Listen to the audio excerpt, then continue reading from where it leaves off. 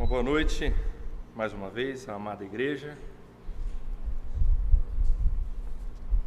Vamos orar, mais uma vez, pedindo graça ao nosso bom Deus para que, como já foi orado, que a palavra dele encontre lugar em nossos corações e que por ela vivamos. Pai, é com alegria que nós estamos aqui para adorar ao Senhor, para cultuar a Jesus Cristo,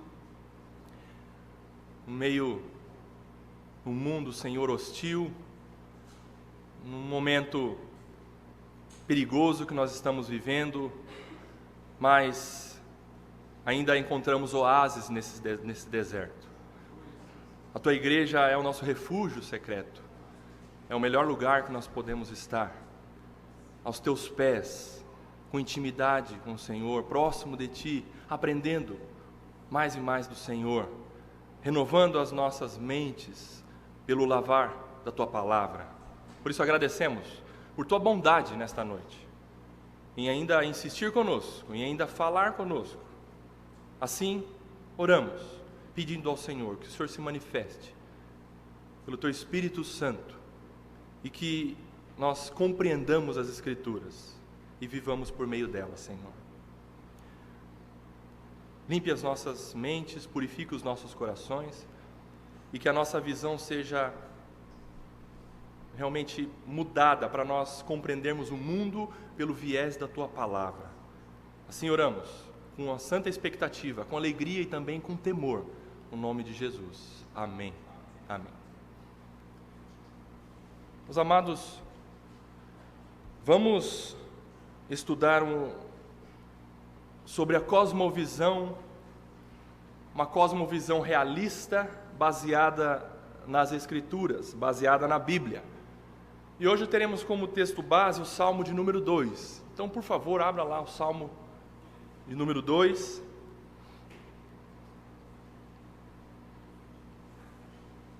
Para que através desse Salmo compreendamos a cosmovisão realista baseada na Bíblia. Salmo 2. O reinado do ungido de Deus. Por que se enfurecem as nações, ou os gentios, tem versões que dizem as nações, e os povos imaginam coisas vãs?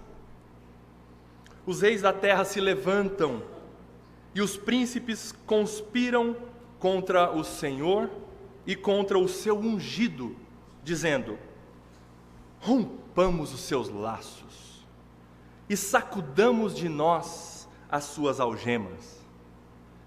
Ri-se aquele que habita nos céus. O Senhor zomba deles. Na sua ira, a seu tempo lhes há de falar, e no seu furor os confundirá. Eu, porém, constituí o meu rei sobre o meu santo monte Sião. Proclamarei o decreto do Senhor.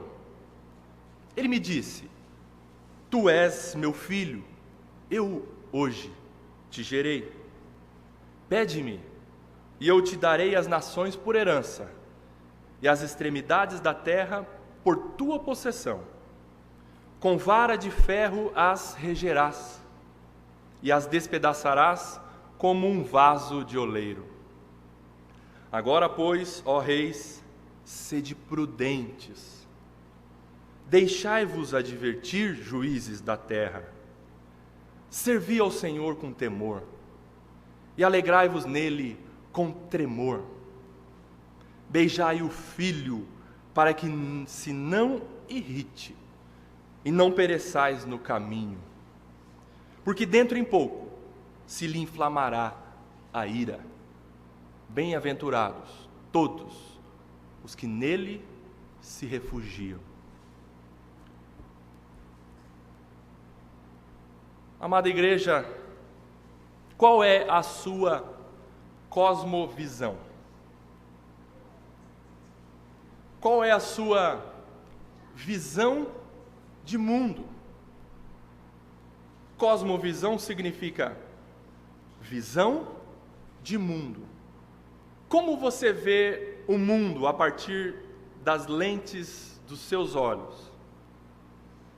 Cosmovisão equivocada produz ilusão, e ilusão produz expectativas falsas, que produzem desilusão, tristeza e desesperança. E para vivermos acertadamente, precisamos de uma cosmovisão alinhada com a Bíblia, calibrada com a palavra de Deus. Porque senão estaremos vivendo neste mundo totalmente desiludidos, com uma cosmovisão desalinhada e míope com relação à vontade e à perspectiva de Deus. Então, diante disso, com essa base, precisamos entender já que muitas vezes temos uma cosmovisão de que os perdidos anseiam pela luz, estão com fome e sede do Evangelho, multidões sem Deus aguardando a salvação, e criamos a expectativa de que pessoas e mais pessoas serão batizadas em fila, logo após começarmos a evangelizar, a falar de Deus, a testemunhar das verdades de Deus para as pessoas. Todavia, os anos se passam e nenhuma conversão, e nenhum batismo, e nenhum resultado visível, importante, grandioso, pujante em nosso meio, quem sabe em nossa igreja. Aí bate o desânimo, aí vem um sentimento de derrota,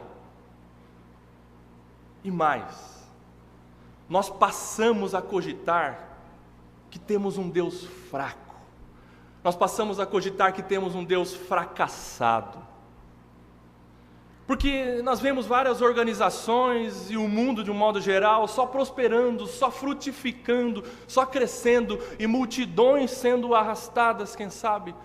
E como o salmista no Salmo 73, ele sente inveja dos perversos. E a tal igreja de Cristo não vai para frente. Quem sabe essa seja a nossa realidade, quem sabe seja essa a nossa cosmovisão, antes de nós alinharmos pelo prumo do Salmo 2. Mas nesta noite, Deus nos dá a oportunidade de corrigirmos a nossa cosmovisão com o colírio do Salmo 2, nos animando, nos encorajando, dando força para a gente perseverar e continuar servindo ao Senhor como Ele merece.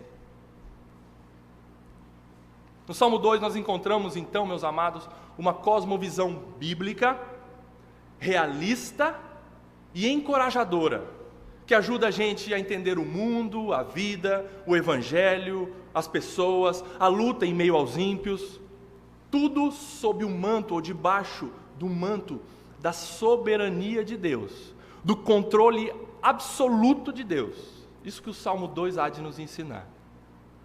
A partir daí você já percebe que os seus olhos eles estavam ruins, a sua cosmovisão, sua visão de mundo estava ruim, mas agora parece que já começa aquela nuvem que estava no seu olho, no meu olho, começa a dissipar um pouquinho. Vamos dividir o Salmo 2 em 4 partes. A primeira parte, do versículo 1 até o versículo 3, vamos ver uma análise social. A segunda parte, do versículo 4 até o versículo 6, vamos ver a postura de Deus. Terceira parte, do versículo 7 ao 9, designação de Jesus Cristo por Deus Pai. E a última parte, a última e quarta parte, do versículo 10 até o 12, o final, vamos ver o testemunho de Davi. Muito bem, vamos então. Primeira parte, uma análise social. Uma análise social não feita pelos técnicos do IBGE. Uma análise social não feita pela ONU ou qualquer outra entidade que verifica o comportamento humano, mas uma análise social feita pelo próprio Deus. O Espírito Santo inspira o seu servo Davi, foi Davi que escreveu o Salmo 2, a gente pega a interpretação dos apóstolos no capítulo 4 de Atos, eles citam esses versículos desse salmo, dizendo que foi Davi que disse. Então, não está explícito aqui para mim e para você, mas foi Davi que escreveu, porque eu acredito nos apóstolos. Salmo de Davi. O Espírito Santo inspira Davi a escrever esse Salmo 2, mostrando para nós essa primeira parte, esta análise social feita por Deus. Vamos ler todos juntos. Você na sua versão, eu leio aqui na minha, versículo 1 até o versículo 3. Vamos lá? Por que se enfurecem os gentios e os povos imaginam coisas vãs? Os reis da terra se levantam e os príncipes conspiram contra o Senhor e contra o seu ungido, dizendo: rompamos os seus laços e sacudamos de nós as suas algemas. Meus amados irmãos e irmãs, prestem atenção nesta apresentação seríssima da realidade. Estes versos estão dizendo que os povos, as nações, a sociedade, a raça humana de um modo geral, enfureceu-se, amotinou-se, reuniu-se em revolta para conspirar contra Deus e o seu ungido, Jesus Cristo. Perceberam nos 3 primeiros versículos? Os povos, a raça humana de um modo geral, se reuniu para se revoltar contra Trump, Bolsonaro, sei lá quem, não. A raça humana, ela conspira contra Deus e o seu ungido, Jesus Cristo. Walter Gentry, pregador norte-americano, presbiteriano, disse, olha só o que ele disse num livrinho pequeno que comenta o Salmo 2, prestem atenção. Nestes versos eu descobri a chave que explica todas as partes da história da humanidade. Só existe uma motivação que impulsiona o senador no palácio do governo e a prostituta nas ruas. Eu sei agora o que o homem de negócios na Avenida Paulista e o menor abandonado têm em comum. Eu posso dizer-lhes qual é a força motivadora do professor universitário chinês, do guerrilheiro marxista colombiano, do atleta americano e do artista francês. A maioria deles odeia a Deus e querem eliminar o seu ungido. Quase toda a humanidade está engajada nesta rebelião. Isso é chocante, a ponto de parecer inacreditável, mas é a pura verdade. Meus amados, precisamos tirar da nossa cabeça o conceito ingênuo de que o ser humano é basicamente bom, de que é inocente. O que estraga o ser humano é o meio, e que a culpa do ser humano é a ignorância, ou a falta de educação, ou a falta de luz. Não, meus amados irmãos, o ser humano não é pecador por causa do meio, ele nasce pecador, e ele corrompe o meio onde ele está. Esta é a realidade, é a verdade, é a cosmovisão que nós precisamos já começar a entender, ter essa visão de mundo. O problema da raça humana é que ela está caída em seus pecados. Não apenas lhe falta luz, mas a raça humana odeia a luz e ama as trevas. João 3, versículo 19 e 20 diz o seguinte: e o julgamento é este: a luz veio ao mundo, mas os homens amaram mais as trevas do que a luz, porque as suas obras eram más. Pois todo aquele que pratica o mal detesta a luz e não se aproxima da luz, para que as suas obras não sejam reprovadas. Você já percebeu essa realidade? Você já percebeu que aquela pessoa próxima de você, bonitinha, certinha, arrumadinha, tão correta, tão honesta, mas sem Deus. Ela odeia Deus e o seu ungido. Ela não quer nada com Deus. Eu vou te ajudar a perceber isso. Porque a gente vai se acostumando com o mundo, a gente vai se acostumando com o que está acontecendo, e a gente pensa que a Bíblia é radical demais, os princípios de Deus são fortes demais, e aí a nossa visão fica desfocada, nossa visão de mundo fica míope. Mas pare para pensar, por exemplo, em nossa sociedade. Deus é amor, Deus é perdão, Deus é paz, mas o que a maioria dos filmes pregam? Amor, paz, perdão? Não. A maioria dos filmes prega ódio, violência, vingança. Veja os jogos de videogame, os vídeos que estão postando no YouTube, que quem sabe os nossos filhos estão consumindo. O que eles apresentam? Agressão, estilo de vida antissocial, derramamento de sangue. Outro exemplo, Deus se agrada dos humildes, porém a nossa sociedade exalta os orgulhosos, os prepotentes, os que conseguem algo na vida pisando na cabeça dos outros. É isso que a nossa sociedade exalta. E o cúmulo disso é a revista Caras, onde um milionário paga um cachê para se exibir lá na revista, e aí vai o pobre, compra a revista e se sente mais pobre ainda, vendo tudo aquilo. Deus ama e ordena a integridade e a honestidade. Porém, o nosso país está numa posição excelente de corrupção, de desmandos, de práticas desonestas. Deus ordena a pureza moral e sexual, mas os nossos filmes, músicas, os artistas promovem impureza, adultério, fornicação, práticas homossexuais. É isso que o mundo está pregando. A raça humana, em sua maioria, está jogando isso.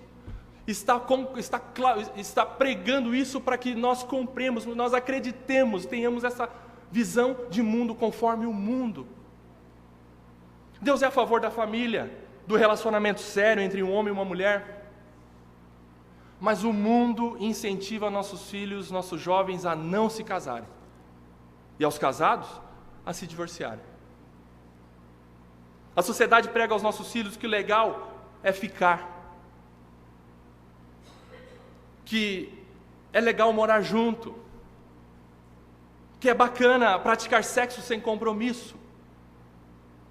E se por acaso surgir uma gravidez indesejada, aborte. Essa é a trágica realidade do mundo hoje. Percebam que quando nós tiramos o foco, a nossa visão da palavra de Deus, o mundo vira o País das Maravilhas, naquele filme, né? Como é que é? Alice no País das Maravilhas. Quando a gente começa a olhar para a palavra de Deus, o colírio da palavra de Deus vai nos fazendo enxergar que o mundo vai de mal a pior. E a raça humana, em sua maioria, está caminhando nesse sentido. Será que Deus não tem toda a razão em punir a raça humana, mandando pragas, pestes, tsunamis, todo tipo de manifestação do juízo, da justiça de Deus por conta disso? Você acha que Deus não tem razão em promover, em mandar pestes, pragas e todo tipo de calamidade por conta da maldade da raça humana? E o que diz os 3 primeiros versos que nós lemos? Vamos ler de novo? Porque se enfurecem os gentios e os povos imaginam coisas vãs. Os reis da terra se levantam e os príncipes conspiram contra o Senhor e contra o seu ungido, dizendo: rompamos os seus laços e sacudamos de nós as suas algemas. O verbo conspirar aqui que está nessa versão, tem versão que diz amotinar, amotinaram-se. O verbo conspirar significa rebelar-se, significa amotinar-se, juntar-se em motim, jurar confronto, revolução, derrubada de poder. A ideia que traz esses versículos, que esses versículos dão, é de que tem uma multidão de seres humanos revoltada diante do palácio do governo de Deus, gritando e ameaçando a autoridade em poder, enraivecida para destronar Deus,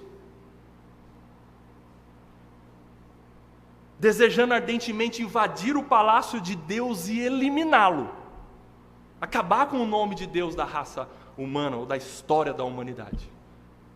A ideia que esses 3 versículos dão é essa. Agora vamos para a segunda parte dessa ministração. A postura de Deus diante de tudo isso. Nós vimos então, versículo de 1 a 3, uma análise social. Agora vejam a postura de Deus, versículos 4, 5 e 6. Vamos lá? Todos juntos, leiamos. Versículo 4. Ri-se aquele que habita nos céus, e o Senhor zomba deles. Na sua ira, a seu tempo, lhes há de falar, e no seu furor os confundirá. Eu, porém, constituí o meu rei sobre o meu santo monte Sião. Diante disso que nós vimos, diante da calamitosa situação social, qual é a atitude de Deus ao ver a rebeldia e a revolução dos homens contra Ele? Vemos que Deus ele não fica surpreso nem assustado, Ele não vai fazer terapia. Os homens fazem seus eventos, seus movimentos, suas amotinações contra Deus, e nós ficamos assustados. Pelo menos eu fico, quando eu vejo, por exemplo, o Rock in Rio, quando eu vejo, por exemplo, Lollapalooza,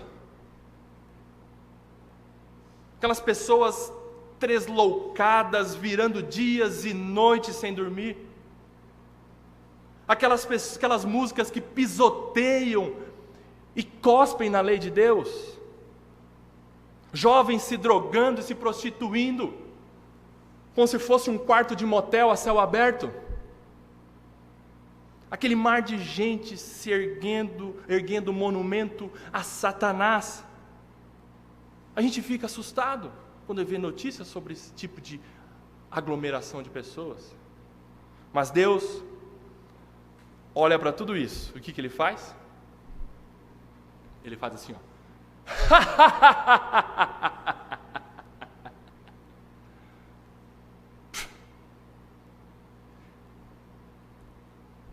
Ele ri, ele caçoa deles. O que diz o texto? Ri-se aquele que habita nos céus, o Senhor zomba deles. Ele não toma maracujina, ele não cai em depressão, ele dá risada. Por quê? Para a gente entender essa questão teológica, eu vou contar para vocês uma historinha bem simples, que a gente vai fazer uma correlação com relação a essa postura de Deus, a essa análise social que nós vimos outrora. A história é a seguinte, eu acho que vocês conhecem.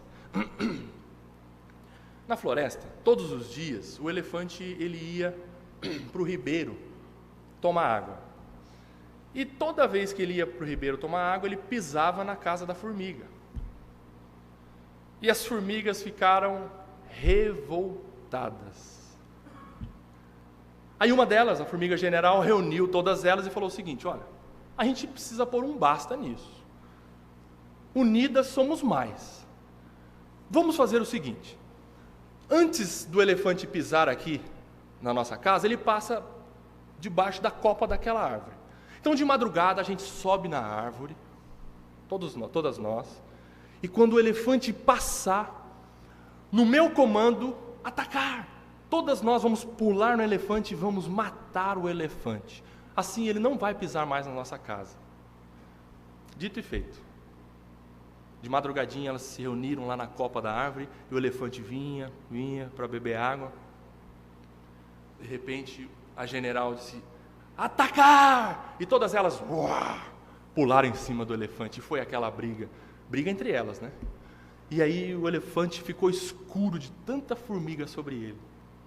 Mas o elefante sentiu aquela coceguinha nele e fez assim.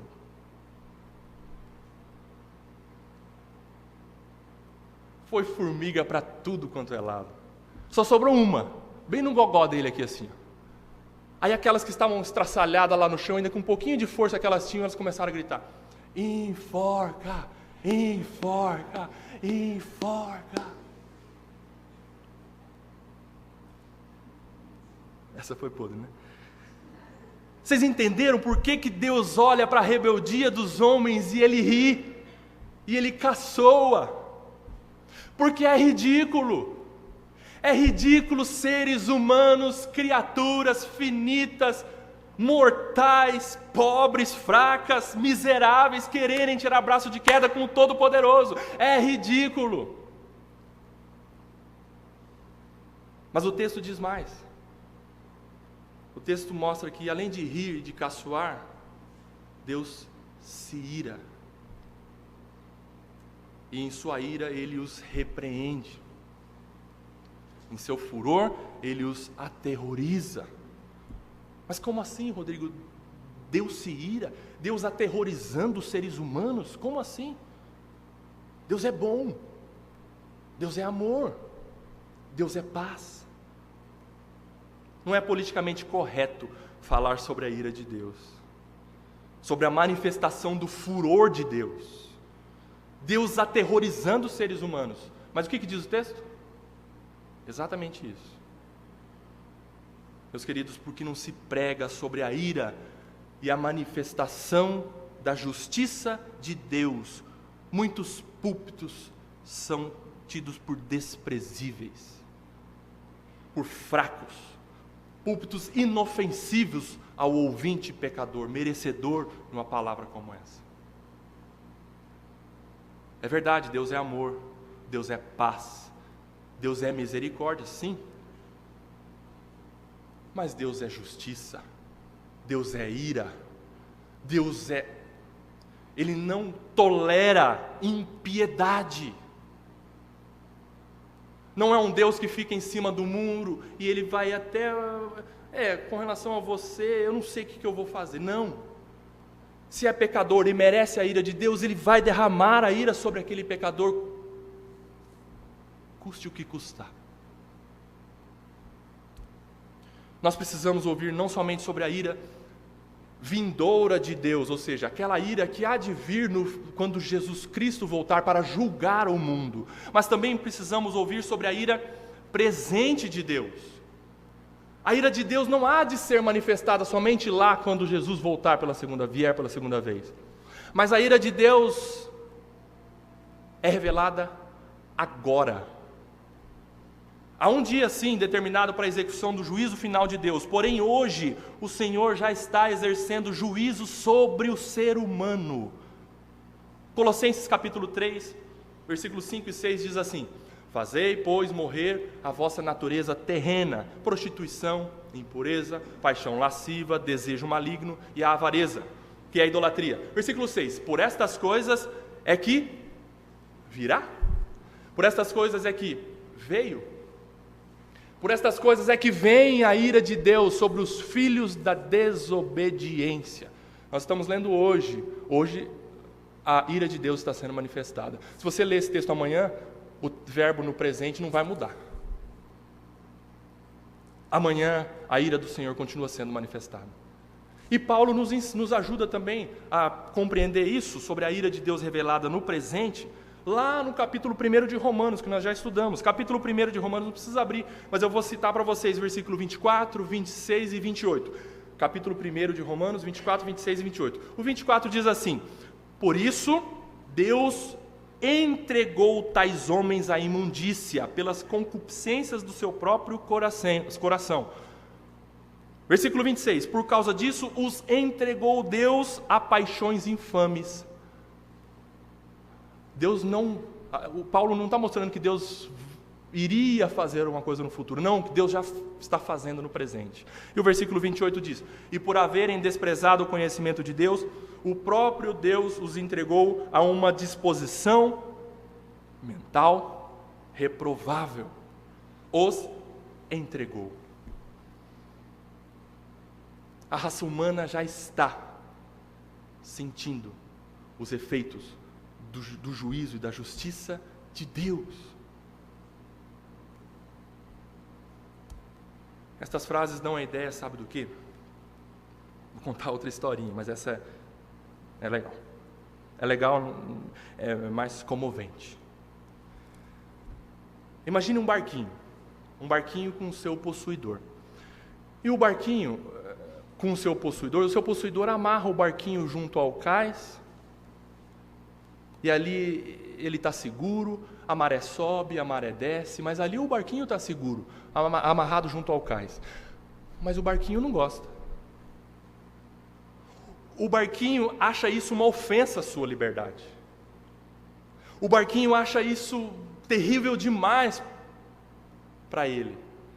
E ele começa a murmurar: não gosto disso, ai, que prisão, eu quero curtir a vida, eu trabalhei o dia inteiro, eu mereço liberdade, eu quero curtição, eu sou filho do rei, eu fiz tantas coisas, eu mereço, eu quero liberdade, essa vida que eu tenho é uma vida de escravidão.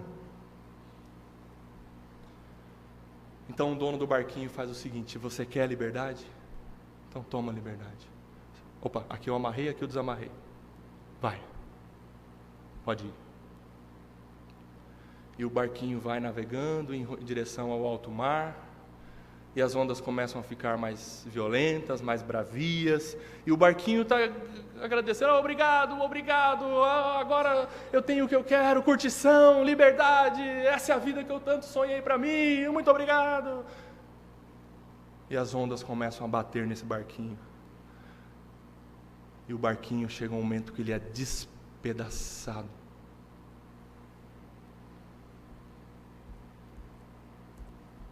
Aquilo que o barquinho chama de liberdade, de curtição, de motivo de alegria, na verdade é juízo. E aquilo que ele debochadamente chama de escravidão, de prisão, é proteção, é salvação, é bênção. Como Deus está julgando os pecadores hoje? Como Deus está julgando a raça humana hoje? Dando liberdade. E a situação, meus amados irmãos e irmãs, mais trágica de um ser humano é quando Deus fala: seja feita a sua vontade. Esta é a situação de nossa sociedade hoje. E não é que o diabo está vencendo, o diabo está vitorioso. Não, é Deus julgando os homens. O fato de que a iniquidade está em alta, o fato de que a sociedade está secularizada e fútil, o fato de que a pornografia, o aborto, a ideologia de gênero, a criminalidade estão jorrando ininterruptamente entre os homens, é prova de que a ira de Deus está sendo derramada dos céus hoje.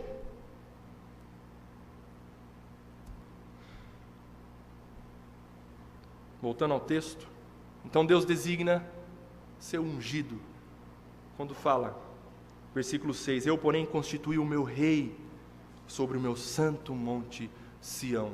Deus designa Jesus Cristo para pôr fim a esta rebeldia, a esta rebelião. Deus estabeleceu a pessoa mais digna, Deus estabeleceu a pessoa mais especial, Deus estabeleceu a pessoa mais poderosa e capaz de resolver esta crise espiritual da humanidade.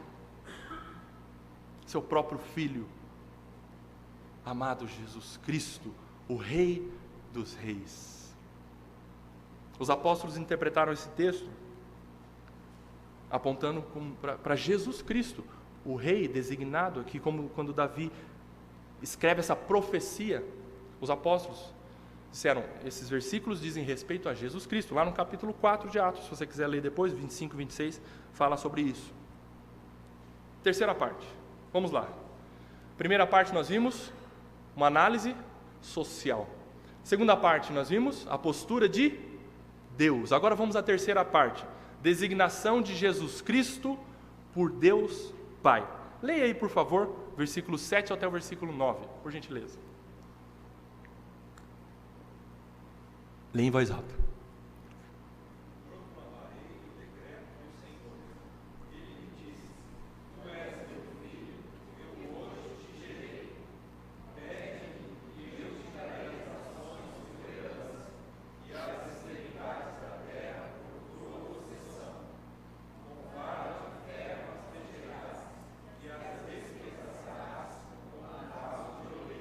Amém.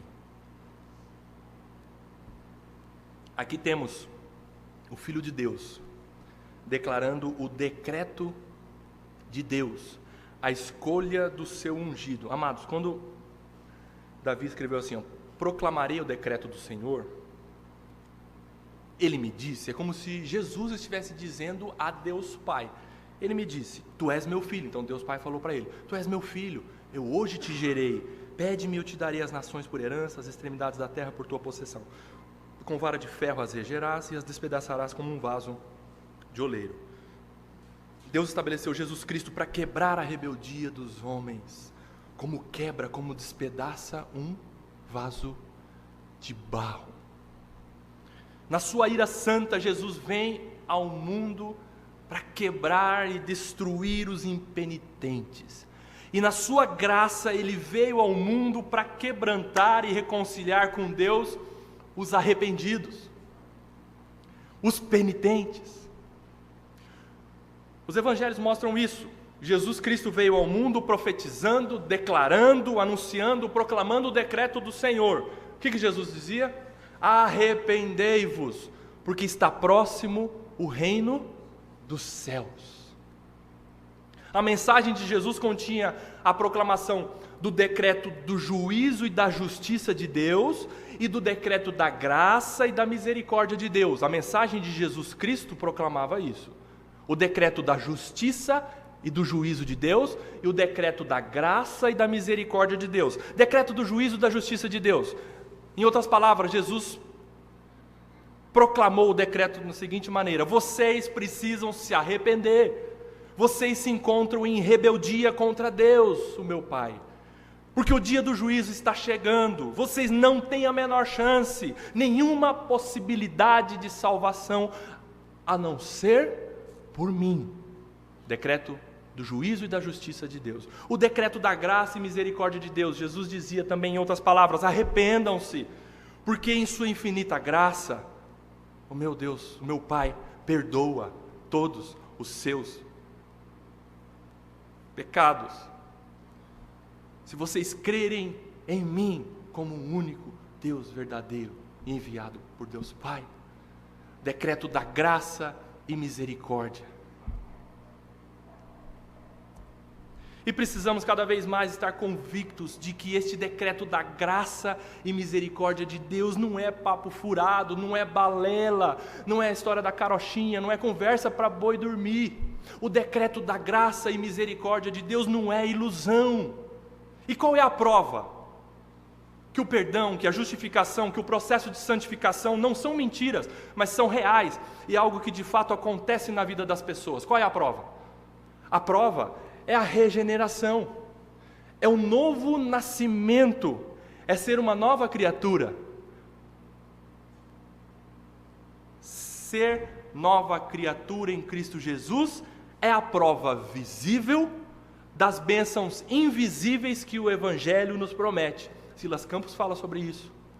Eu repito, ser nova criatura, ser regenerado, nascer de novo, é a prova visível das bênçãos invisíveis que o Evangelho nos promete. Eu explico. Nas nossas igrejas, nas igrejas por aí, e a nossa também não é diferente, existem ex alguma coisa. Ex-gadarenos, sabe, lembra do gadareno, o homem gadareno que foi possesso? Ele ficou perturbado, mas depois foi curado. Ex-gadarenos perturbados, agora totalmente regenerados e transformados em adoradores calmos e ajuizados. Ex-zaqueus, outrora materialistas e corruptos, agora transformados em crentes honestos e generosos. Ex-Saulos de Tarso, outrora violentos, odiavam ouvir falar sobre crente, odiavam Cristo e seus seguidores, agora transformados em servos dedicados e dispostos a morrer pelo Senhor Jesus. Ex-Raabes, mulheres promíscuas que se prostituíam e degradavam seus corpos, mas agora transformadas pelo poder do Evangelho em mulheres santas e piedosas e esposas fiéis. Ex-homens covardes e moloides, que agora transformados, levam a sério e agem firmemente para se exporem em santidade, conduzindo suas famílias no temor do Senhor. Ex-viciados, pessoas que outrora entregavam suas vidas ao vício das drogas, do álcool, da pornografia, mas agora estão sendo controladas pelo Espírito e vivendo no Espírito. Se alguém está em Cristo, é uma nova criatura. As coisas antigas já passaram, eis que se fizeram novas, eis que tudo se fez novo.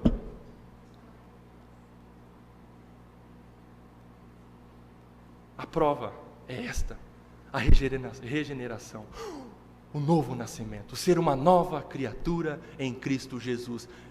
E no nosso meio, todos nós somos ex alguma coisa. Se eu olhar para o meu irmão, para a minha irmã, eu vou ver a graça de Deus, a transformação que Deus fez na vida de cada um.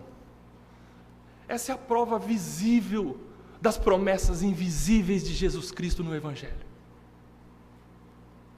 Transformação real de vida, mudança de mente, de comportamento, de reações, homens e mulheres trabalhadas pela graça de Deus, e nós vemos no nosso meio provas visíveis do decreto da graça e misericórdia de Deus. Continuando no Salmo 2 aqui, versículo 7 ao versículo 9, Jesus disse que o Pai lhe disse, Jesus dizendo, a profecia de Davi, assim, Jesus dizendo, proclamarei o decreto do Senhor. Ele me disse, tu és meu filho, eu hoje te gerei, pede-me, e eu te darei as nações por herança, e as extremidades da terra por tua possessão. Com vara de ferro as regerás, e as despedaçarás como vaso de oleiro. Meus amados, é interessante que o cumprimento dessa profecia não ficou muito evidente na primeira vinda de Jesus, em seu ministério, em sua morte, em sua ressurreição. Por exemplo, se nós estivéssemos lá, nos dias de Jesus, vendo o Império Romano, vendo o poder religioso judaico, a gente talvez diria, ixi, Jesus com esse gato pingado de gente aí não vai para frente não. Isso aí vai miar. Mas o texto está dizendo que Deus dará a ele as nações por herança e as extremidades da terra por sua possessão. Mas mesmo assim o apóstolo Paulo lá em Efésios capítulo 2, o que ele diz? Versículo 9 e 10, pelo que também Deus o exaltou sobremaneira, e lhe deu um nome que está acima de todo nome, para que ao nome de Jesus se dobre todo joelho, nos céus, na terra e debaixo da terra. E versículo 11, toda língua confesse que Jesus Cristo é Senhor, para a glória de Deus Pai. Deus confiou a Jesus a supremacia de reinar soberanamente sobre todas as nações. E um dia veremos todas as pessoas indistintamente dobrando seus joelhos e reconhecendo e confessando que Jesus Cristo é Senhor, para a glória de Deus Pai. O que eu falei? Desculpa, Filipenses capítulo 2, versículo 9, 10 e 11. Mas quando Paulo escreveu aquilo, ainda não era uma realidade, não era assim algo visível. quando Paulo escreveu isso. Mas nós temos o privilégio de ver 2000 anos depois. E o que nós vemos? E o que nós estamos vendo? Cosmovisão. O nome de Jesus morreu na praia, o nome de Jesus deflacionou, o nome de Jesus ficou fraquinho. Não. Através da história, a profecia do Salmo 2 está se cumprindo. E o nome de Jesus está cada vez mais famoso e relevante, e não o contrário. A Igreja de Cristo não está diminuindo, mas está crescendo. Por exemplo, qual é o maior feriado celebrado no mundo inteiro? Apesar de que por alguns mal celebrado, mas o feriado está lá. Qual é? O Natal, o nascimento de Jesus. Não o nascimento de Platão, de Herodes, de Napoleão Bonaparte, sei lá quem, mas o nascimento de Jesus. Por quê? Porque o Deus deu a Jesus Cristo o nome que está acima de todo nome. Qual é o símbolo mais conhecido no mundo inteiro e mais presente em todos os lugares? Está nas escolas, está nos hospitais, está nas igrejas, está nas tatuagens, está nos locais onde acontece acidente com vítima fatal? A cruz de Jesus Cristo. Não é a suástica do nazismo, não é o crescente luar do islamismo, não é a estrela de Davi do judaísmo, mas é a cruz de Jesus Cristo. Qual é o livro mais traduzido, impresso, vendido e lido no mundo inteiro? A Bíblia. E sobre quem a Bíblia fala?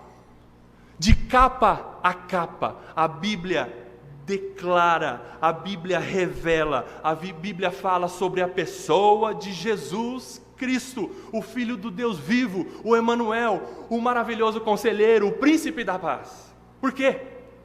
Porque Deus deu a Jesus Cristo o nome que está acima de todo nome. Agora eu vou dizer, por favor, prestem atenção, principalmente os jovens, os adolescentes que estão presentes nesta noite. Não brinquem com o nome de Jesus Cristo. Não façam do nome de Jesus conteúdo de suas piadas e dos seus gracejos. Porque o nome de Jesus não é como qualquer outro nome, qualquer outro termo. Por quê? Porque Deus deu a Jesus o nome que está acima de todo o nome. E esse nome vai ficando cada vez mais relevante no curso da história da humanidade. E vai chegar um dia que todo joelho se dobrará e toda língua confessará que Jesus Cristo é Senhor, para a glória de Deus Pai, e todas as criaturas reconhecerão que isto é fato. Quarta e última parte, vamos lá, o testemunho de Davi. Versículos 10 a 12. Leiam, por favor, enquanto eu tomo água.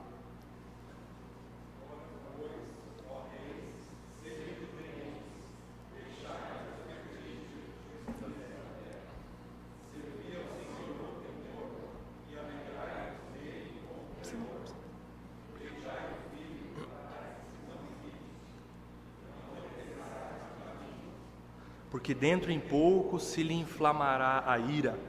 Bem-aventurados todos que nele se refugiam. Davi, nesse trecho, deixa de lado o politicamente correto. Não se importa em ser zombado, em ser debochado, em ser escarnecido. Com amor, mas com firmeza, ele adverte os outros reis com a seguinte mensagem. Em outras palavras, Davi diz assim: sejam sábios, aceitem essa advertência. Rebeldia contra Deus e seu ungido Jesus Cristo resulta em destruição, perdição, ruína. Ao passo que submissão a Deus e ao seu ungido resulta em salvação, bênção e alegria verdadeira.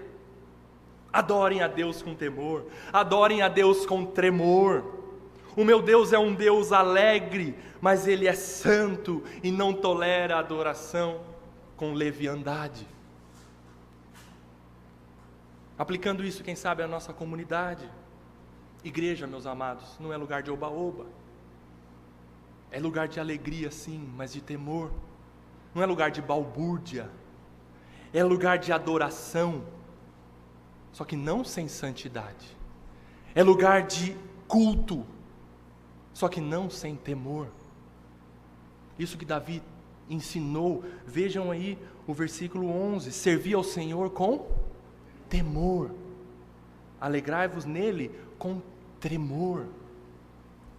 E Davi continua dizendo aos seus colegas reis da terra o seguinte: beijem o filho, para que não se irrite e não pereçam no caminho, porque em breve se acenderá a sua ira. Versículo 12, primeira parte aí. Em outras palavras, Davi está dizendo: adorem de coração e de verdade ao Filho de Deus, Jesus Cristo, para que não sejam destruídos de repente.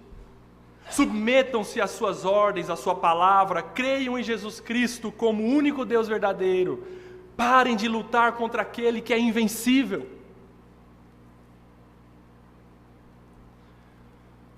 Eu vou trazer para vocês, já caminhando para o fim, alguns exemplos de pessoas que rejeitaram o Deus soberano e o senhorio de Jesus Cristo. O caso Titanic, vocês sabem, na ocasião foi apontado como o maior navio de passageiros da época. No dia em que iria zarpar, uma repórter fez a seguinte pergunta ao engenheiro naval responsável por sua construção: o que o senhor tem a dizer a respeito da segurança do seu navio? Obtendo como resposta em tom irônico: nem Deus poderá afundar meu navio. O resultado foi o maior naufrágio de navio de passageiros visto. Mais de 1.500 pessoas morreram. É como se hoje, por exemplo, 10 aviões com passageiros e tripulantes de aproximadamente 150 pessoas caíssem ao mesmo tempo. Isso para nós é impensável. 10 aviões caírem ao mesmo tempo. Foi o que aconteceu. Mais de 1.500 pessoas morreram. John Lennon, 1966, ao ser entrevistado, ele disse: o cristianismo vai se acabar, vai se encolher, vai desaparecer. Eu não preciso discutir sobre isso, eu estou certo. Jesus era legal, mas suas disciplinas são muito simples. Hoje, nós, Beatles, somos mais populares que Jesus Cristo. Alguns dias depois, John Lennon foi morto com 5 tiros por um próprio fã. 1985, Tancredo Neves, na ocasião de sua eleição presidencial, disse que nem Deus pode me tirar da presidência da República. Os votos ele teve, mas o trono lhe foi tirado. No hospital ele adoeceu com uma doença no intestino, não se sabe se é câncer, não sei o quê, mas no hospital ele falava assim para aqueles assessores que estavam ao redor dele: façam de mim o que quiserem, depois da posse. Ele morreu 2 dias antes de tomar posse no cargo da presidência da República. Marilyn Monroe foi visitada em seu camarim por Billy Graham, pregador do evangelho, evangelista norte-americano. Ele, tocado pelo Espírito Santo, foi falar de Jesus Cristo para ela. Ao que ela respondeu grosseiramente: não preciso do seu Jesus. Uma semana depois, aos 36 anos, foi encontrada morta em sua casa, suspeita de overdose. Cazuza, em um show no Canecão, no Rio de Janeiro, ele deu um trago no cigarro de maconha e, soltando a fumaça para cima, com estupidez e irreverência, disse: Deus, essa é para você. Pouco tempo depois, aos 32 anos, morreu de AIDS. Beijem o filho, para que não se ire e não sejam destruídos de repente. Nós temos o exemplo positivo do apóstolo Paulo. Enquanto Saulo, ele odiava Jesus, o Filho, ele não queria beijar Jesus, ele não queria se entregar a Jesus, ele não queria adorar a Jesus, ele desejava e ordenava a morte dos seguidores de Cristo. Mas um dia Jesus o interceptou numa estrada e disse: Saulo, por que você está me perseguindo? Dura coisa é recalcitrares contra os aguilhões. Em outras palavras, Jesus disse para ele: Paulo, pare com essa tolice de lutar contra o ungido do Senhor, o Deus verdadeiro. Isso é loucura, é a maior tolice de um ser humano. Porque Jesus é invencível, Ele é incomparável, é impossível ir contra Ele e se dar bem. Pare com essa tolice, Paulo. E Deus quebrou aquele homem orgulhoso, salvando-o. E ele foi o maior apóstolo usado nas mãos de Jesus Cristo, quebradinho. O rei, o ungido do Senhor, despedaça como um vaso de oleiro. Beijem o filho, para que ele não se ire e sejam destruídos de repente. Concluímos então. Coloque uma coisa na sua cabeça, meu amado irmão, minha amada irmã, amigo aqui presente. O meu Deus, o seu Deus, o nosso Deus não é um fraco nem um fracassado. As aparências enganam, dá a impressão que o diabo está nadando de braçada. Mas é como que no momento da morte de Jesus, o inferno ficou em festa. E todos ali no inferno festejaram e celebraram a vitória do diabo. Mas o domingo pela manhã chegou. E a pedra do sepulcro foi removida. De dentro para fora. O meu Jesus ressuscitou, como disse Marta. Ela foi correndo falar para os discípulos: eu vi o Senhor, o meu mestre Jesus ressuscitou.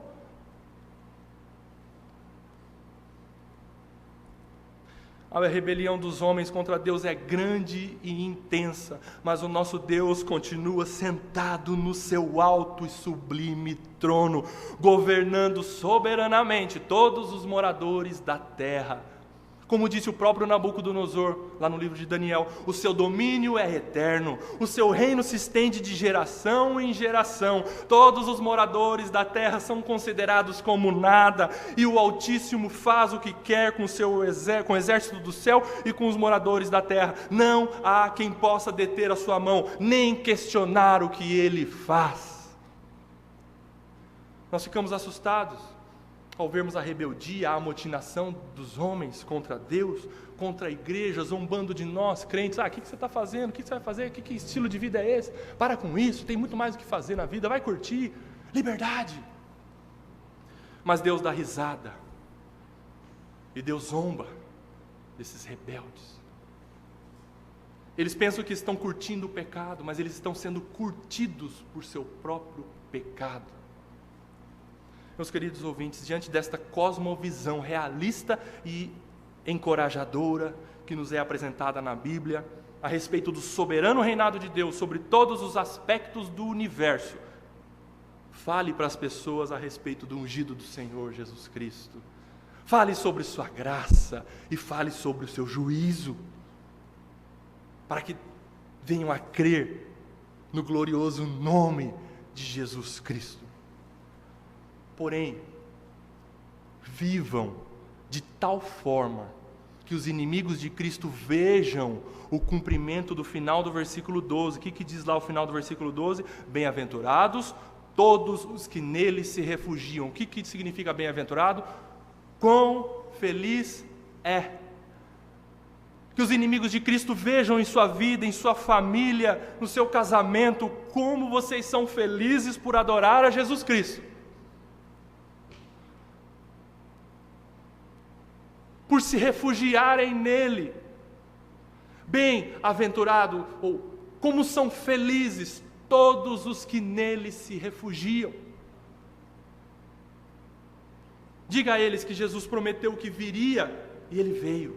Diga às pessoas que Jesus prometeu que morreria por nossos pecados e ele morreu. Diga às pessoas que Jesus prometeu que ressuscitaria para a nossa justificação e ele ressuscitou. Diga às pessoas que Jesus prometeu que voltará e ele vai voltar.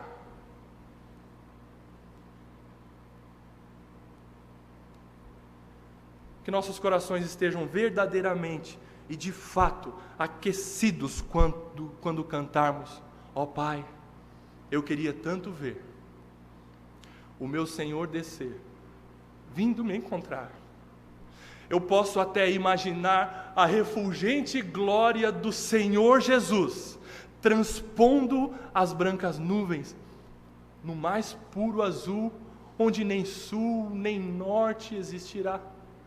E em meio a lágrimas, sorrisos de alegria e de prazer, eu que era cego agora posso ver, contemplar, enfim. Por isso eu canto glória, glória, glória ao autor da minha fé. E se perguntarem para você, se você acredita nessas coisas, responda para todos, com ousadia e com convicção: eu creio firmemente nestas verdades. Em nome de Jesus. Amém.